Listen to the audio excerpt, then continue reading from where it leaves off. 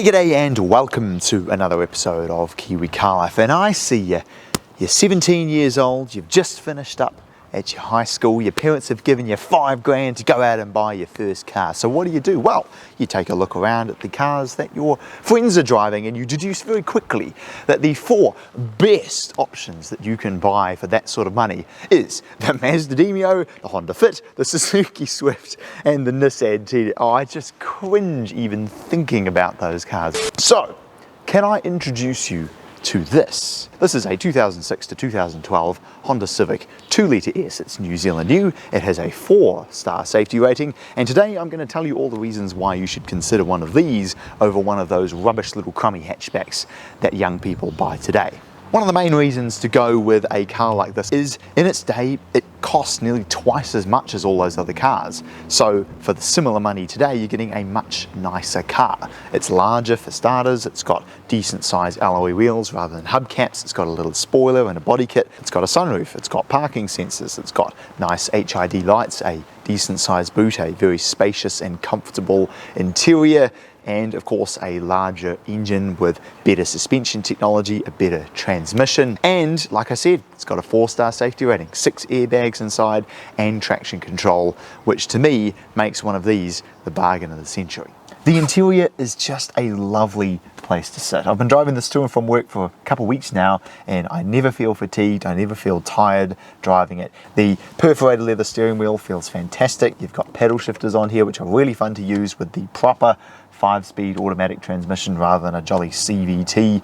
The gauges are a really genius design because all the information that most people don't care about is down the bottom, but your speed and fuel and temperature that are quite important to most people is right at the top there where it's very nice and easy to read. The seats are extremely comfortable. They're that nice slippy leather so it's easy to get in and out of, and it has leather all over the door cards, leather all across the back seats. It's just makes this car feel premium to sit inside of, which is something that can't be said for a lot of cheap cars. The best part about this car though is this. I reckon if you picked up a bunch of friends in a Mazda Demio or Honda Fit, they would either get in and say nothing and get out at the other end, or they would relentlessly ridicule you for owning such a rubbish car. This though, even though it's worth about the same, I've had compliments even from people that I work with at Honda. I had to pick up a few people from the airport and they got in and went, oh, this is quite nice.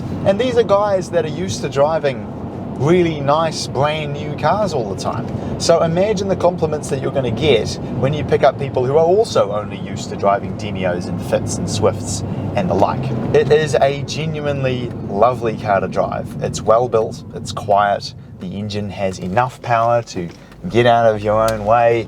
It's got pedal shifters which work brilliantly. Nice short gears. You can rev match downshifts. While it's no Type R,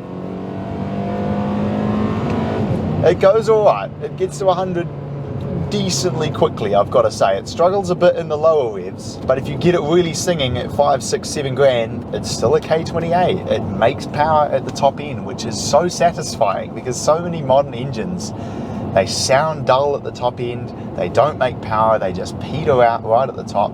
This, however, is just a peach of an engine. It may not be powerful, but it is thoroughly enjoyable to use, especially with a proper 5-speed automatic with pedal shifters that work and respond immediately to your actions.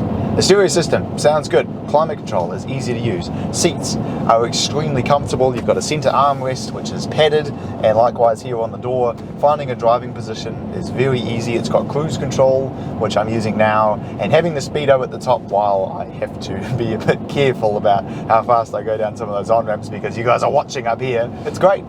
You don't have to take your eyes too far off the road. If anything, you don't even have to take your eyes off the road at all because you can kind of see the big clear numbers in your peripherals. I have driven some pretty dang expensive cars and I still have a soft spot for these and arguably the CL9 Accords as well. I just think this was the golden era of Honda where every car they produced was just an absolute hit. Even the first gen Jazz, while now they're pretty old and rubbish, when they came out, mate, the practicality of that was just better than anything else on the market. And the Accord was just a really, really nice car. This is a perfect in-between where it won't use too much fuel, it won't cost too much, and yet it's still fun.